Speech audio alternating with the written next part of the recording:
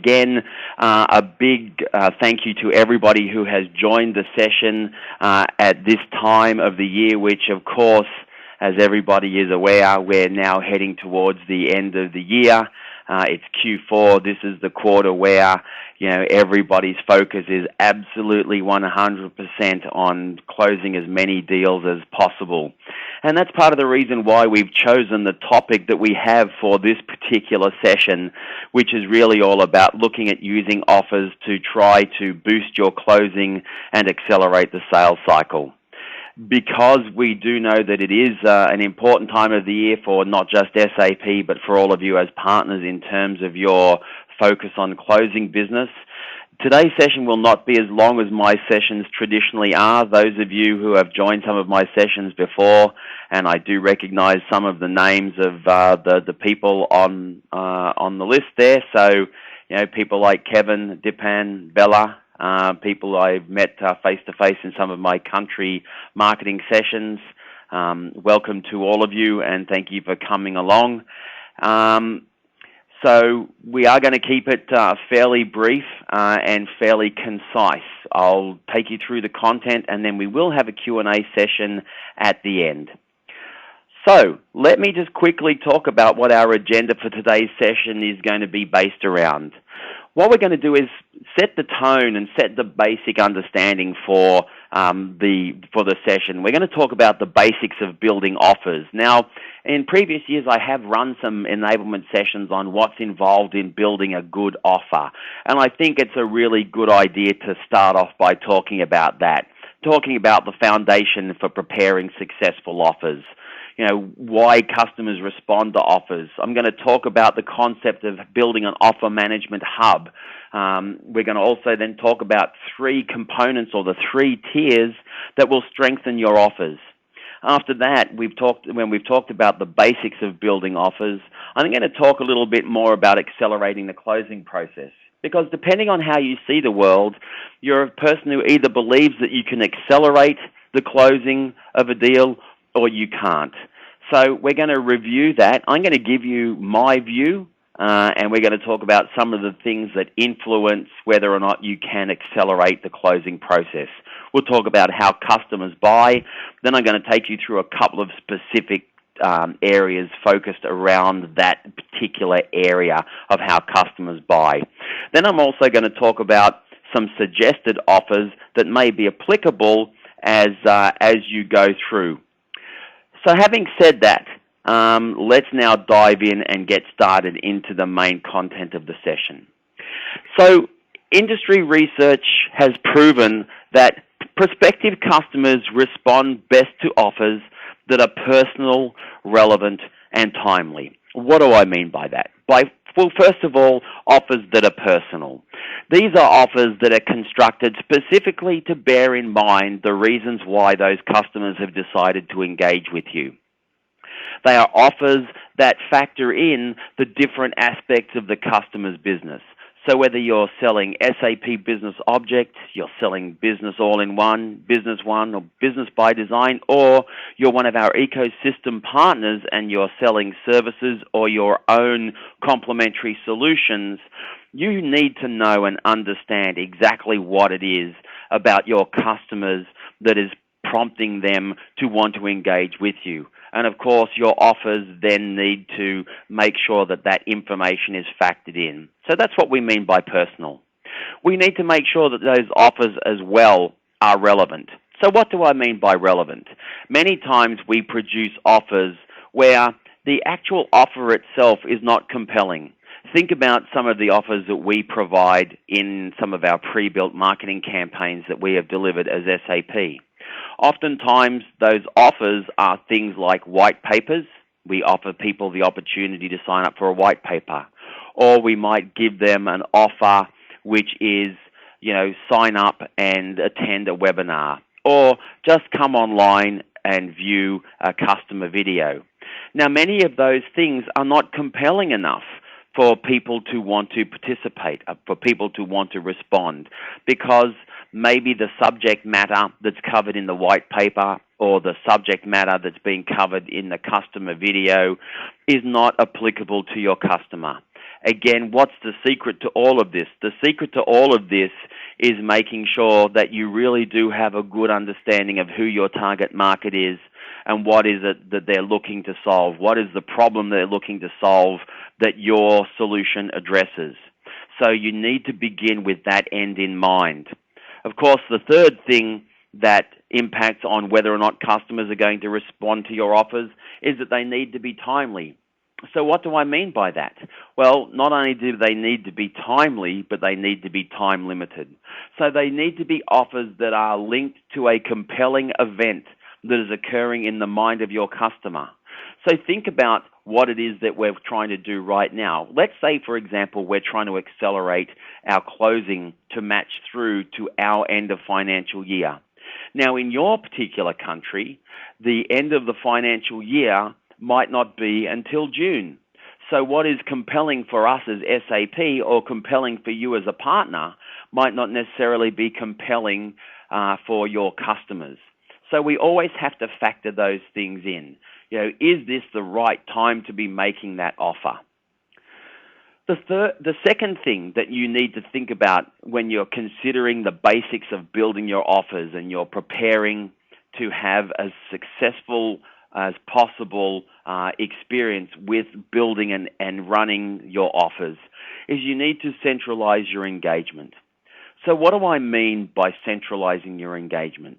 Fundamentally, this is about whatever you do, whichever way you make your offer, that you centralize a way for customers to come and respond, participate, learn more about the offer, and experience the other associated aspects of the offer. So, for example, let's say I decide that I'm going to do an offer, and I can see we have a few SAP Business One partners on the call.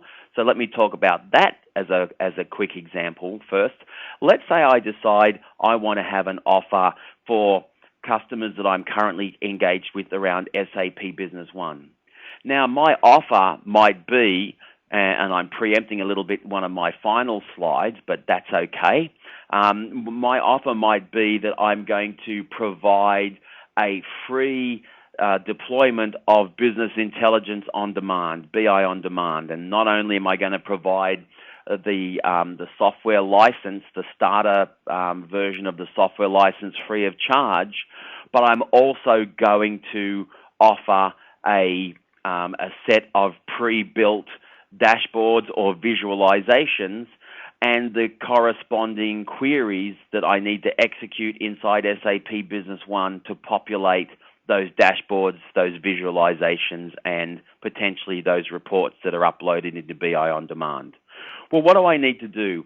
Fundamentally, I need to make sure I have a central point, and your website is the ideal location for this, where I can not only publish details about the offer after I have made that offer through either direct mail, through mobile marketing or whatever, but I can also provide a specific location where people that I've made this offer to can come and view and see everything that is related to this offer. Not only what is the offer about and what is the value that the offer delivers, okay, so talking about the offer specifically, but again, talking about what it is that the offer is designed to promote. So in that case, we're using that offer, for example, maybe to promote to anybody who signs their Business One contract before the 25th of December as a special, and you could call it a Christmas closing, or your special Christmas offer, or if you're in a country where Christmas is not relevant, we still have a holiday season at that point in time, you could call it your special Celebrate the Holiday offer, or celebrate the holidays by increasing your business intelligence, for example. And you link it back to that, you put the details of the offer, and then you provide all the reasons why they should buy the solution anyway. So do not underestimate the importance of having a landing page that links to and is specific to this offer and contains all that information. Many times when I see people executing campaigns, oftentimes the campaigns will just drop the person, when they respond, back to the company's generic landing page. One of the things I recommend is that you should look at doing split or A/B testing. For those of you who are familiar with digital marketing, you'll know that this is the value of trying different offers and trying not only different offers, but different landing pages. So there are so many different components that you can potentially impact on as you roll your offers out. I always recommend, if you've been somebody who always just drops people back onto a generic landing page, or you drop them to your generic company landing page, try building a offer-specific landing page. Send out half of your offers through whatever mechanism you're using, whether you're using the virtual agency and you're sending out your offers utilizing the capabilities and the functionalities of the virtual agency to send it out via direct mail. Perhaps you might be doing something where you're promoting your offer via SMS, or you're using some kind of mobile marketing platform. Perhaps you're doing you're promoting your offer via Facebook. You're sending out information via Twitter, you're using Zing or one of the other social media platforms. One of the things I always recommend is that you try different methods for doing this with your offers, because it could well be that one offer is more successful than another. It could well be that making the offer via mobility, for some reason, maybe there is more urgency around it, is better than it is to do it through, say, Facebook. But the best way of doing this is to make sure that you are testing each one of these different options. Now, of course, testing involves more work, yeah? It involves more effort on your part. But at the end of the day, if what we're looking at with our marketing is trying to make sure that we're as successful as possible, certainly my feeling is that it's absolutely worth trying these techniques, trying these mechanisms. So what are the three tiers of successful offers? Once you've determined and made sure that your offer is personal, relevant, and timely, you've built your central engagement point for your offer. What are the three things or the three components that you need to then build your offer on top of, or use them as platforms for delivering your offer? Well, the first of these is email marketing.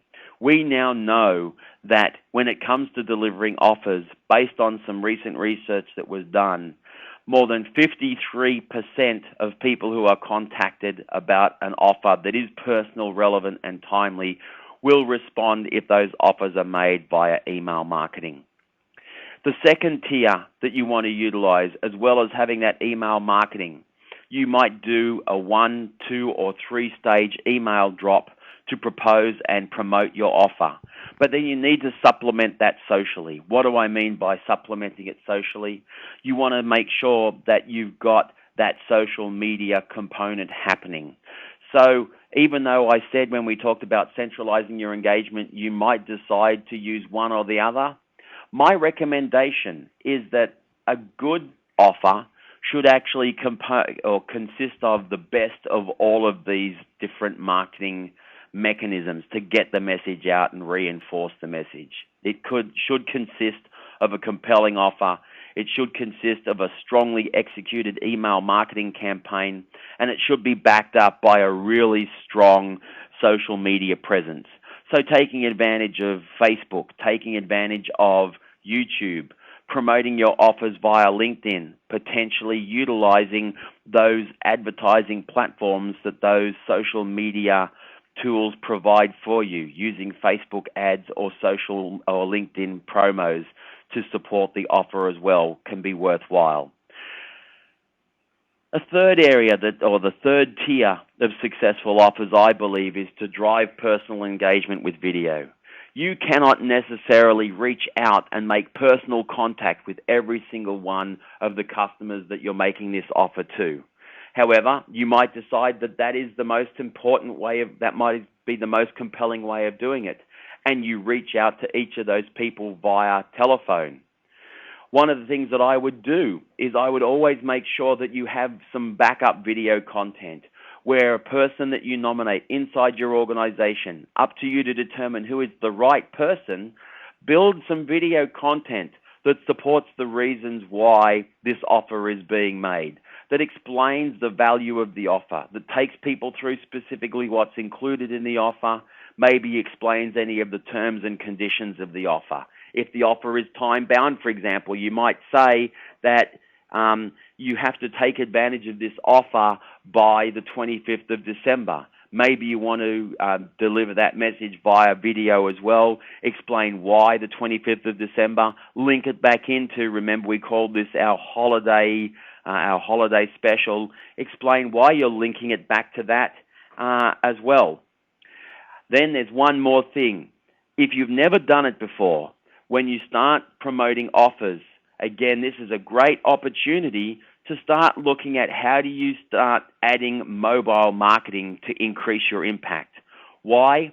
Because we know that more and more people are utilizing mobile devices to access the internet today. Think about what you do. Think about how you currently engage with the people that you are buying products and services from. How many of them are you now starting to utilize mobile platforms like your iPhone, your Android device, or maybe your iPad or your Android-based tablet to start consuming that content? What is the impact that an offer has when it takes advantage of those specific mobile platforms? And do you have something that you have crafted that's specifically related to that mobile platform? The kinds of things I'm talking about here are incorporating things like QR codes, quick response codes. Again, the double-edged sword of offers is that they can not only help build and speed up your closing, they can not only help your nurturing process and increase your engagement with your customers, but they're a great way of testing out some of these new technologies. So if you've never tried quick response codes before, offers are a great way to test out those quick response codes. And again, if you're using A/B split testing of your offers, consider using one offer with a QR code delivered mobile and one offer that doesn't have a QR code, or including a QR code in the email, or whatever the case may be. If you don't know what QR codes are, again, just go out and do a quick Google search and look for QR codes or quick response codes. It's very, very easy to now generate those quick response codes. There is software available that you can download free of charge that helps you create them and then embed them into your marketing assets. And of course, the software that allows you to read those QR codes is now readily available for just about every mobile device on the market. So, to my way of thinking, those are the fundamental things that you need to consider, you need to bear in mind when you're building your offers. So like all things, preparation is key. So if you're better prepared for success, then there's a higher chance of your offers being successful.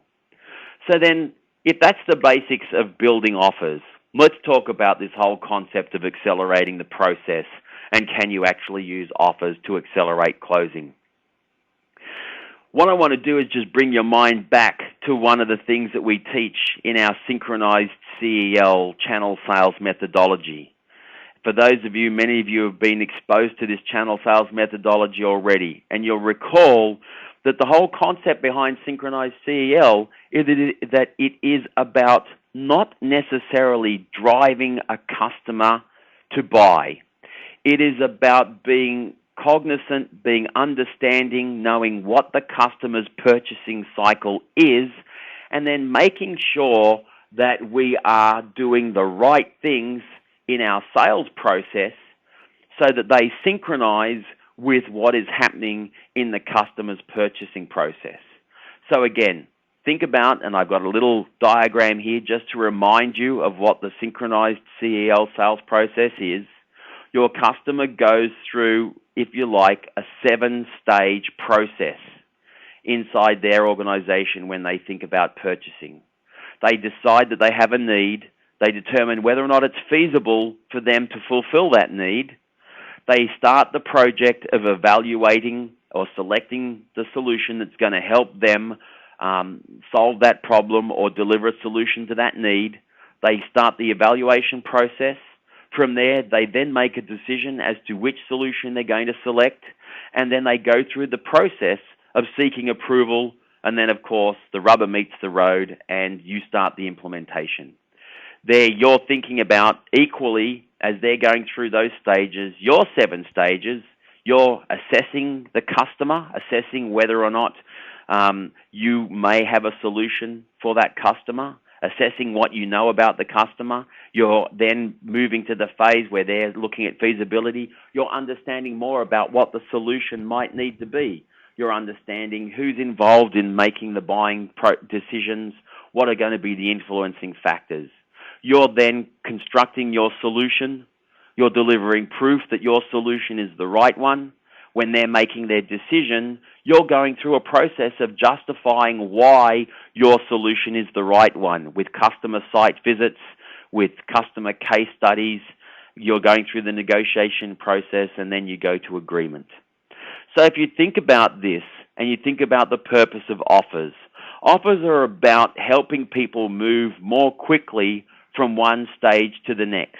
So as you look at the stages in the purchasing process from a customer, is it appropriate to make an offer to get them to move from need to feasibility, or from feasibility to project start? Potentially not.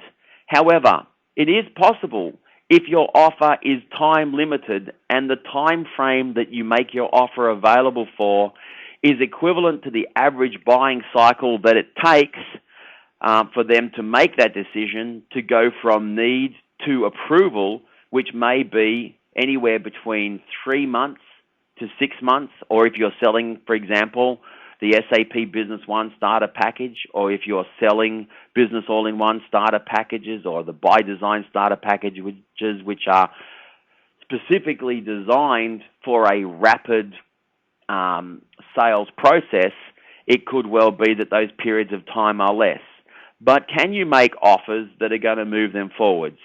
My gut feeling and my experience has been that it can be quite difficult to make offers in the first 2/3 of the purchasing cycle, when they're in the value assumption or value proposition phase, when they're determining a need, determining feasibility, particularly if your offers are around trying to speed up the closing. You can certainly come up with offers that encourage your prospects to engage with you further in maybe a scoping study or in a needs analysis where you have the ability to exert more control and more influence over what happens during that needs analysis or that scoping exercise. You can certainly use offers to do that. However, if you're looking at offers that are designed to accelerate the sales cycle, fundamentally, the only place where I believe that you can really start to use those offers successfully is if the customer is at the tail end of stage C, which is when they're going through their evaluation, where they're in stage B or stage A.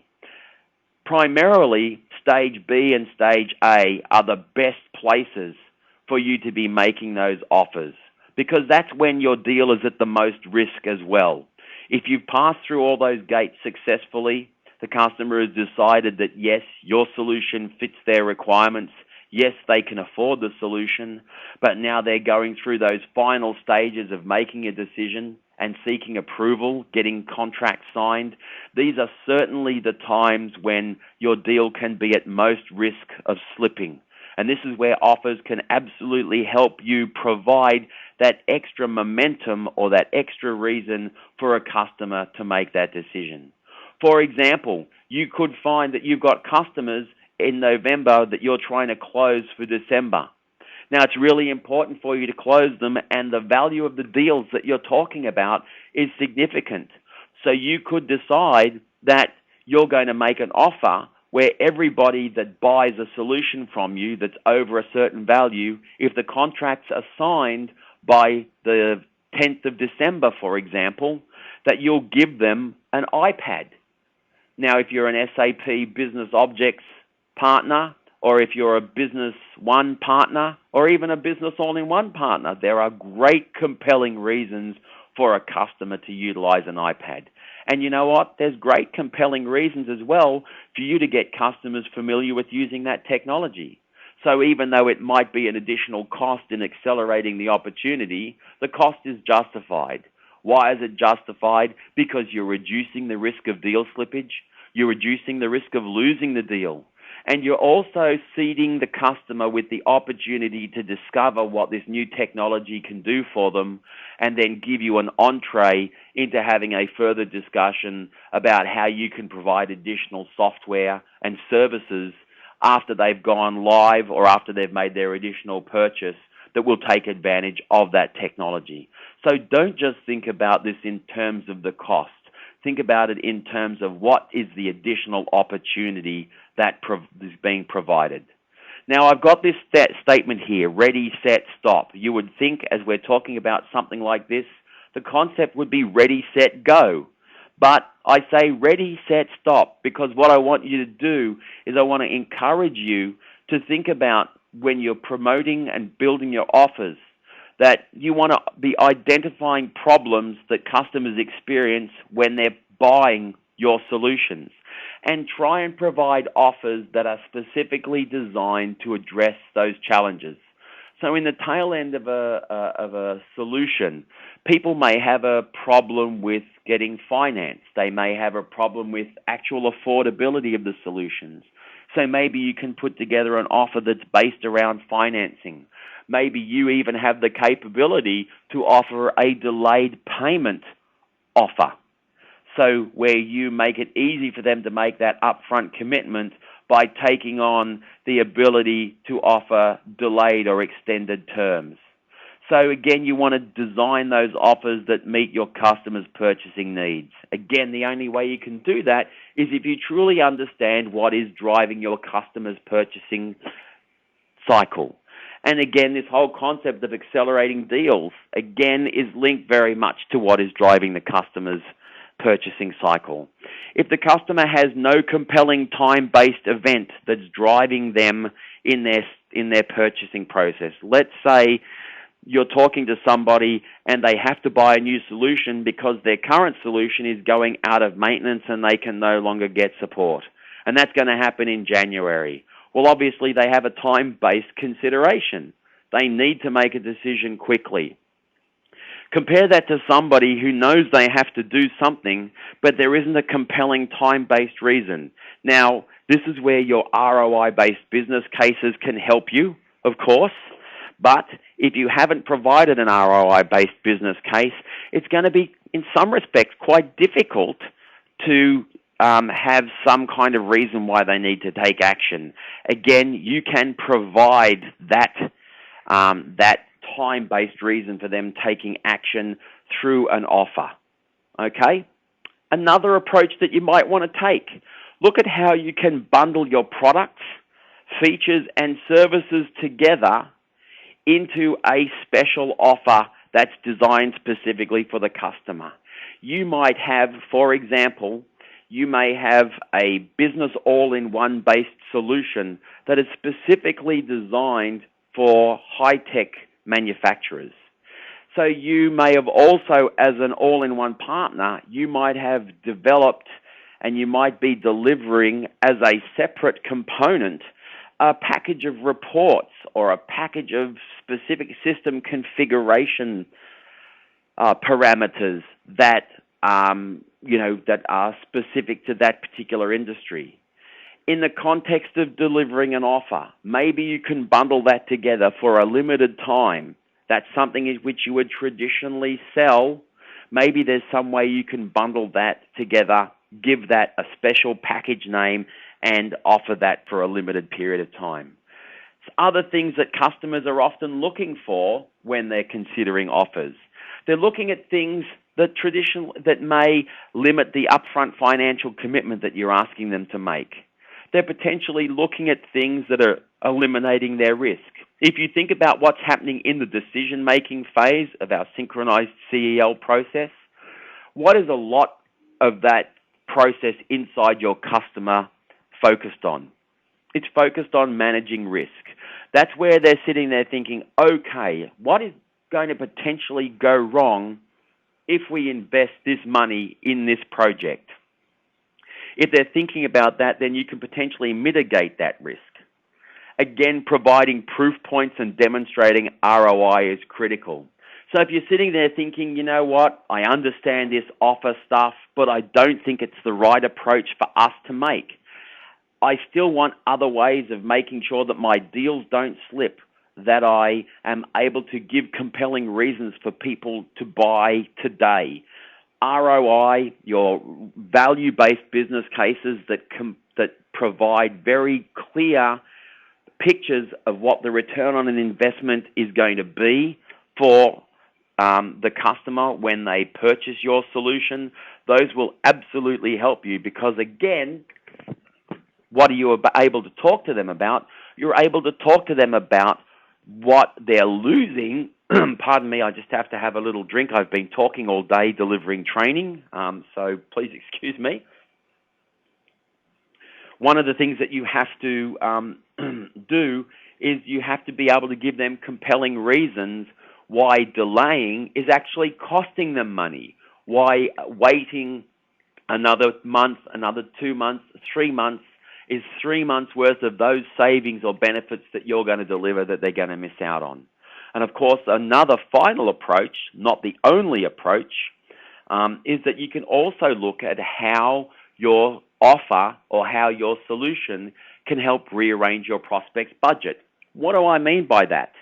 If they have a limited budget to spend on certain things, are there ways that you can construct your solution offering, or are there offers that you can provide which help them prioritize where their budget needs to be spent? This is something which is going to certainly require a high degree of trust from your prospective customer and a high degree of an engagement between yourself and your customer to enable them to want to share that kind of information with you. But don't overlook it as being an area where you can potentially accelerate the closing process by giving them great reasons to move forwards. So suggested offers. We've now talked about the basics of offers. We've talked about using offers to accelerate the process. Well, how do you actually build the offer? What can you think about when you are building your offers? The first and foremost thing that you need to think about is you need to put yourself in the shoes of your client. I've got to tell you, I've spent some time thinking about the offers that I wanted to make to promote products and services, and because I forgot to actually stop and think about it from my customer's perspective, I come up with offers that just didn't work. Now, many of you have been to some of my marketing training, or you've participated in some of my other training sessions, and you know one of the key things I always talk about is understanding what your ideal target market is. Who is your ideal target customer? Understanding what's important to them. So that is very, very critical when you're building these offers. And again, go back to our offer basics. Your offers have to be relevant to your client. So you have to think first and foremost about what is valuable to your client. And a great place to go to check that is to go to your existing customers. Go to your existing trusted client base. Remember, one of the things I always recommended is you might want to build a customer advisory board. Go to your customer advisory board and ask them, do you think that this offer is valid? Do you think this offer is compelling enough? If you were in the market for your solution today and I made this offer to you, would it accelerate your decision to purchase? If the answer is no, then don't make the offer.